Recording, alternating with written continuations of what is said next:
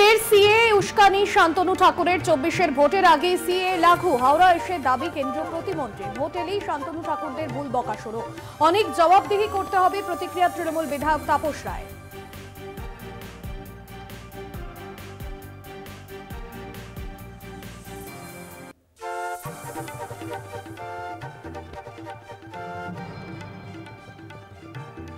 জন্মদিনে কল্যাণ বন্দ্যোপাধ্যায়কে শুভেচ্ছা ধনকরের দিল্লিতে সস্ত্রীক নৈশ ভোজে আমন্ত্রণ শুভেচ্ছা বার্তা পেয়ে অভিভূত কল্যাণ এক্স হ্যান্ডেলে পোস্ট।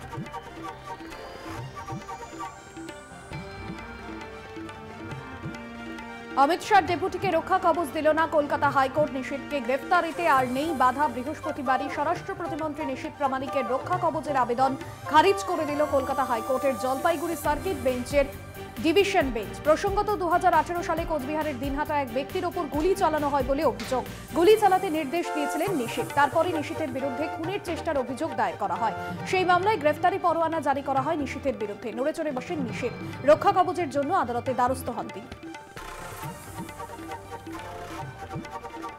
বিচারপতি অমৃতা সিনহার নির্দেশকে চ্যালেঞ্জ করে ডিভিশন বেঞ্চে সুজয় কৃষ্ণ ভদ্র মামলায় যুক্ত না করেই নমুনা সংগ্রহের নির্দেশ অভিযোগ কাকুর আইনজীবীর। মামলায় যুক্ত হতে চাইলে আবেদন করতে বললেন বিচারপতি।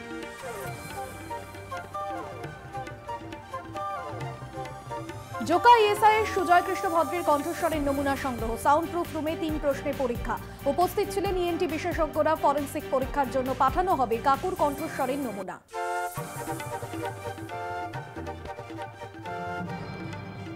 বেআইনি অর্থলগ্নি সংস্থা এমপিএস গ্রুপের কর্ণধার প্রমোদনাথ মান্নার জামিন বাতিলের আবেদন খারিজ। জামিন বাতিলের আবেদন করেছিল ইডি। বিচারপতি জয়মাল্য বাগচির ডিভিশন বেঞ্চই ওই আবেদন খারিজ করে দেয়।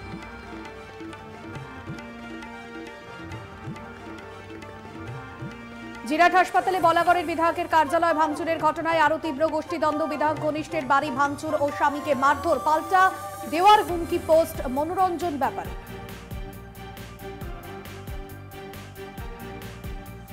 বলাগড় থানায় মানহানির অভিযোগ দায়ের রুনা খাতুনের। বলাগড়ের বিধায়ক মনোরঞ্জন ব্যাপারীর বিরুদ্ধে অভিযোগ দায়ের। প্রত্যুত্তরে সমাজ মাধ্যমে ক্ষমা প্রার্থনা মনোরঞ্জন ব্যাপারী।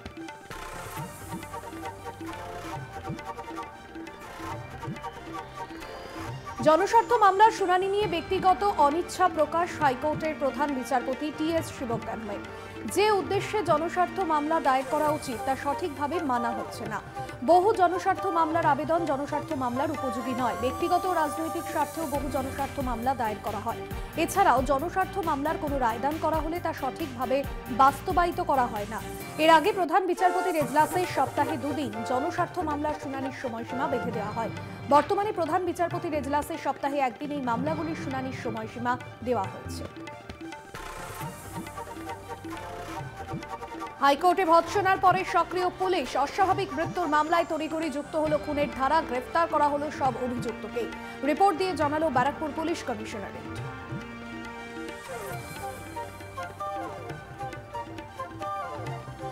ফের কামারহাটিতে শুটআউট। কামারহাটিতে গুলিবিদ্ধ তৃণমূল কর্মী। 3 রাউন্ড গুলি চালায় দুষ্কৃতীরা। গুলিবিদ্ধ কাল্লুকে ভর্তি করা হলো কামারহাটির বেসরকারি হাসপাতালে।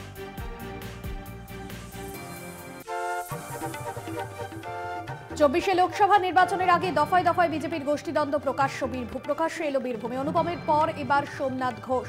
বোলপুর সাংগঠনিক বিজেপি জেলা সভাপতি সন্ন্যাসী চরণ মণ্ডলের বিরুদ্ধে একাধিক দুর্নীতির অভিযোগ তুলে সোশ্যাল মিডিয়ায় পোস্ট বিজেপির প্রাক্তন ওবিসি মোর্চা সভাপতি।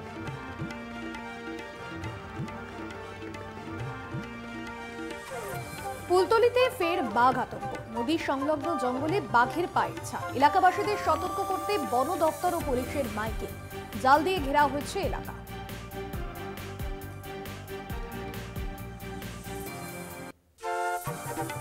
চোদ্দই জানুয়ারি মণিপুর থেকে রাহুলের ভারত জোড়ো ন্যায় যাত্রা। পশ্চিমবঙ্গের 7টি জেলায় 523 কিলোমিটার পথ অতিক্রম করবেন। মেঘালয় থেকে জানুয়ারির শেষে বাংলায় ঢুকবেন রাহুল। মুম্বাই শেষ হবে রাগার দ্বিতীয় পর্যায়ের যাত্রা। আমন্ত্রণ ইন্ডিয়া জোটের দলগুলিকে।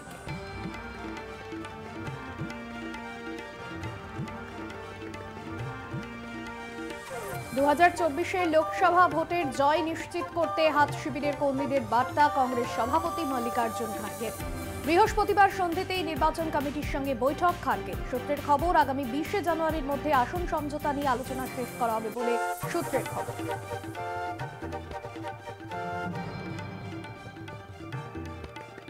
সরকারি বাংলো ফেরত মামলায় স্বস্তি পেলেন না বহিষ্কৃত তৃণমূল সাংসদ মহুয়া মৈত্র।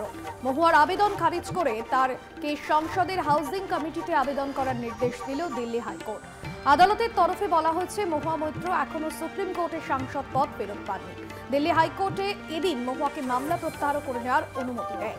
এরপরই নিজের আবেদন প্রত্যাহার করে নেন তৃণমূলের বহিষ্কৃত সাংসদ। তিনি সংসদের হাউজিং কমিটির কাছে আবেদন করার সিদ্ধান্ত নিয়েছেন।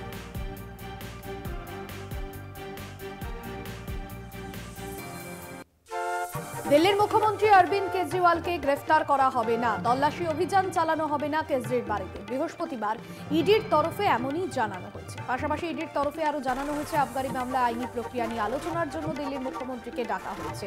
এর আগে বুধবার দ্বিতীয়বারের জন্য ইডির তলব এড়িয়ে যান কেজরি। একই সঙ্গে ইডির তলব বেআইনি বলে দীর্ঘ চিঠি পাঠান কেজরিওয়াল। বৃহস্পতিবার কেজরিওয়ালের গ্রেফতারের আশঙ্কা নিয়ে বাড়ে জল্পনা। দিল্লির মুখ্যমন্ত্রীর বাসভবনমুখী সব রাস্তা বন্ধ করে দেওয়া হয়, নিরাপত্তা বাড়ানো হয় কেজরিওয়ালের বাড়ি। কেজরিওয়াল গ্রেফতার হতে পারেন আশঙ্কায় পার্টি অফিসে জড়ো হন আপের শীর্ষ নেতা। 2 বছরের তদন্ত ঠিক ভোটের আগেই কেন তলব? বিজেপির সমালোচনা করে রীতিমতো তোপ দাগলেন দিল্লির মুখ্যমন্ত্রী অরবিন্দ কেজরিওয়াল। তার অভিযোগ, লোকসভা নির্বাচনে যাতে তিনি প্রচার করতে না পারেন তার জন্য এই পদক্ষেপ। কেজরিওয়াল আরও বলেন, বিজেপির সমস্ত সংস্থা বেশ কয়েকটি অভিযান চালিয়েছে, বেশ কয়েকজনকে গ্রেপ্তারও করেছে, কিন্তু তারা এত পরিমাণ দুর্নীতি খুঁজে পায়নি, এমনকি 1 পয়সাও পায়নি। যদি সত্যিই দুর্নীতি হয়ে থাকে তাহলে সব কোটি টাকা কোথায় গেল? প্রশ্ন কেজরি।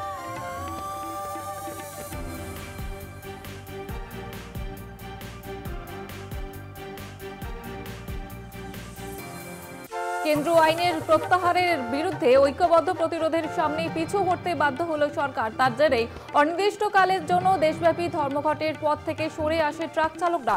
এর আগেও কৃষক আন্দোলনের চাপে 3টি কৃষি আইন প্রত্যাহারে বাধ্য প্রধানমন্ত্রী নরেন্দ্র মোদী। সিএএ বিরোধী আন্দোলনের মুখে পড়ে প্রায় 5 বছরেও তা কার্যকর করতে পারেনি কেন্দ্র। সংশ্লিষ্ট মহলের মতে, মোদীর বিরুদ্ধে রাস্তা দেখাচ্ছে বিরোধীদের।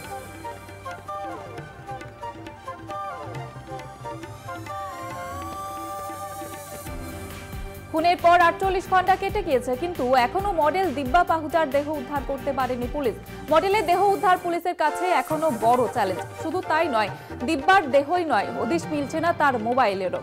খুনের পর যে গাড়ি করে তার দেহ নিয়ে যাওয়া হয়েছিল সেই গাড়িরও কোনো হদিশ পায়নি পুলিশ, এমনটাই জানানো হয়েছে হরিয়ানা পুলিশের তরফ থেকে।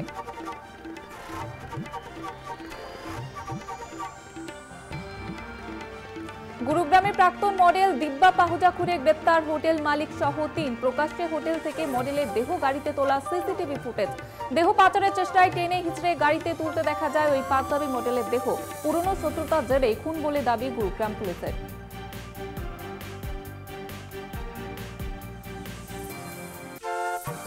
এবার প্রাণনাশের হুমকি পেলেন উত্তরপ্রদেশের মুখ্যমন্ত্রী যোগী আদিত্যনাথ। পুলিশ সূত্রে খবর, ইতিমধ্যে একটি এফআইআর দায়ের করা হয়েছে। উত্তরপ্রদেশের মুখ্যমন্ত্রী যোগী আদিত্যনাথের বিরুদ্ধে অশালীন ভাষা ব্যবহার করা এবং তাকে হত্যার হুমকি দেওয়ার অভিযোগে এফআইআর।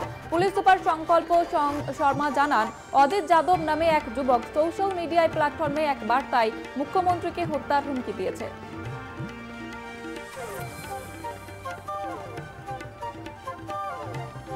লাক্ষাদ্বীপে অন্য মোডে প্রধানমন্ত্রী নরেন্দ্র মোদী, কখনো সমুদ্রের অতলে, কখনো আবার বিচে মর্নিং ওয়াক। প্রসঙ্গত, বুধবার লাক্ষাদ্বীপে এক অনুষ্ঠানে বিভিন্ন প্রকল্পের উদ্বোধন এবং ভিত্তিপ্রস্তর স্থাপন করেন তিনি। বৃহস্পতিবারই লাক্ষাদ্বীপে করতে গিয়ে দেখা যায় মোদীকে, সেই ছবি সোশ্যাল সাইটে পোস্ট করেন তিনি।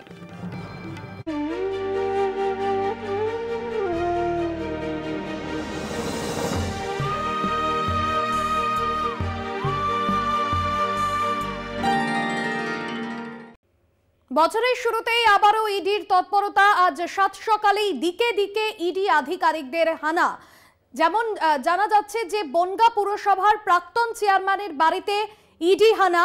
বনগাঁ পুরসভার প্রাক্তন চেয়ারম্যান শঙ্কর আঢ্য, তিনি দুবারের চেয়ারম্যান ছিলেন এবং বর্তমানে তার স্ত্রী ভাইস চেয়ারম্যান ওই পুরসভার এবং তার মেয়র কাউন্সিলর, তাদের বাড়িতে হানা দিয়েছেন ইডি আধিকারিকরা। পাশাপাশি শঙ্কর আঢ্যর শ্বশুর বাড়িতেও হানা ইডি আধিকারিকদের। দেবাশিস মণ্ডল প্রতিনিধি রয়েছেন ফোন লাইনে। দেবাশিস, কি বিষয়ে এই ইডি আধিকারিকদের হানা? সাত সকালে কি জানা যাচ্ছে ইডি সূত্রে? নাগাদ বনগাঁ পৌরসভার যে প্রাক্তন চেয়ারম্যান শঙ্কর আড্ডত এবং তার শ্বশুর বাড়ি 17 নম্বর ওয়ার্ড, সেই দুই জায়গায় একই সঙ্গে চলছে ইডি হানা। সকাল 7টা থেকে 7 জনের একটা আধিকারিক প্রতিনিধি দল, তারা কিন্তু ভোরবেলা হানা দিয়েছে। এবং এই যে শঙ্কর আড্ড, তিনি কিন্তু পরপর 10 বছর ছিলেন বনগাঁ পৌরসভার চেয়ারম্যান, এবং পাশাপাশি তার স্ত্রী, সেও কিন্তু 5 বছর চেয়ারম্যান ছিলেন। বর্তমানে স্ত্রী ভাইস চেয়ারম্যান এবং তার মেয়ে হলো কাউন্সিলর রয়েছে। এই শঙ্কর আড্ডার বাড়ি 17 নম্বর ওয়ার্ডে এবং তার বউ কাউন্সিলর রয়েছে 4 নম্বর ওয়ার্ডের। ফলে এবং তার শ্বশুর বাড়ি, এবং বিরোধীরা বারবার যে অভিযোগটা করে আসছে যে পৌরসভা দুর্নীতির অভিযোগ এবং রেশন দুর্নীতির অভিযোগ, সেই রেশন দুর্নীতি এবং পৌরসভার যে দুর্নীতি, সেই দুর্নীতির অভিযোগে অভিযুক্ত বারবার বিরোধীর অভিযোগ করেছে। এবং তার সঙ্গে যে জ্যোতিপ্রিয় মল্লিকের সঙ্গে যে ঘনিষ্ঠ সম্পর্ক ছিল সেটা সকলেই জানা। তো সেই কারণে এই ইডি হানা বলে মনে করছেন বিশেষজ্ঞ মহল। এবং আজকে 7 সকালে কিন্তু এই ইডি আধিকারিকরা তারা কিন্তু এই শঙ্কর আড্ডা এবং তার শ্বশুরবাড়ি একই যোগে তারা তল্লাশি শুরু করেছে। যদিও 7 জনের প্রতিনিধি দল তারা কিন্তু ভেতরে ঢুকে গেছে এবং তারা তাকে জেরা করে এবং সমস্ত নথিপত্র খতিয়ে দেখার চেষ্টা করছেন যে কি এর সঙ্গে দুর্নীতি, কতদিনের দুর্নীতি, কত টাকা দুর্নীতি হয়েছে, সমস্ত ব্যাপারে তারা খতিয়ে দেখার চেষ্টা করছেন। দেবাশিস, পুরো নিয়োগ দুর্নীতিতেই কি 7 সকালে ইডি হানা? কোন রকম যোগসূত্র রয়েছে প্রাক্তন চেয়ারম্যানের সঙ্গে? দেখো, বিরোধীরা বারবার অভিযোগ করে আসছিল যে পৌরসভা যে ব্যাপক টাকা দুর্নীতি হয়েছে এবং বিভিন্ন রকম চাকরি দেওয়া থেকে শুরু করে বিভিন্ন রকম যে টাকা নয়ছায় সহ দুর্নীতি হয়েছে, সেই অভিযোগ কিন্তু বারবার বিরোধীরা অভিযোগ করে আসছিলেন। এবং সেই যে একটা সূত্র হতে পারে বলে মনে করা হচ্ছে। এবং পাশাপাশি যে রেশন দুর্নীতি হয়েছে এবং রেশন দুর্নীতি একেবারে দেবাশিস, অর্থাৎ পুরো রেশন দুর্নীতি, এই জোড়া দুর্নীতির তদন্তে ইডি আধিকারিকদের হানা এখনো পর্যন্ত এমনটাই মনে করা হচ্ছে, ইডি সূত্রে এমনটাই জানা যাচ্ছে। ধন্যবাদ দেবাশিস। বনগাঁ পুরসভার প্রাক্তন পুরপ্রধানের বাড়িতে ইডির হানা।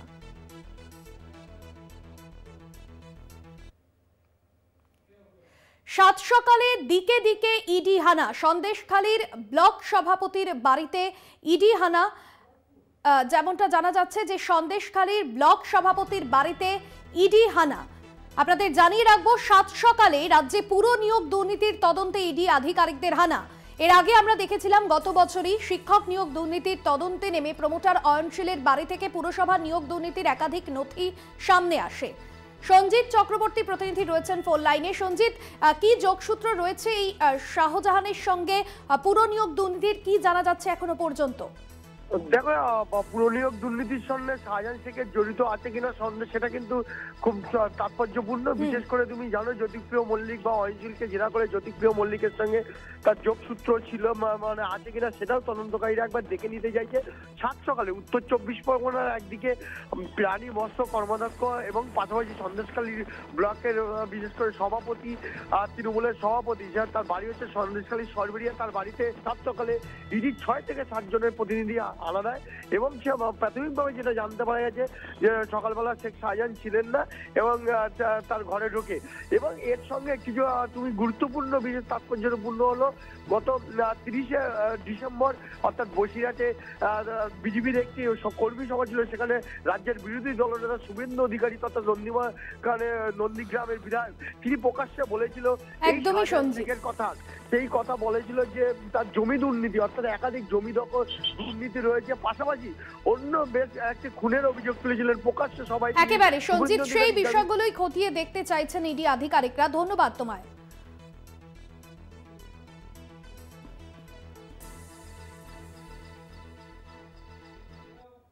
এখন এই পর্যন্তই। দেখতে থাকুন কলকাতা টিভি, রাত দিন 7 দিন।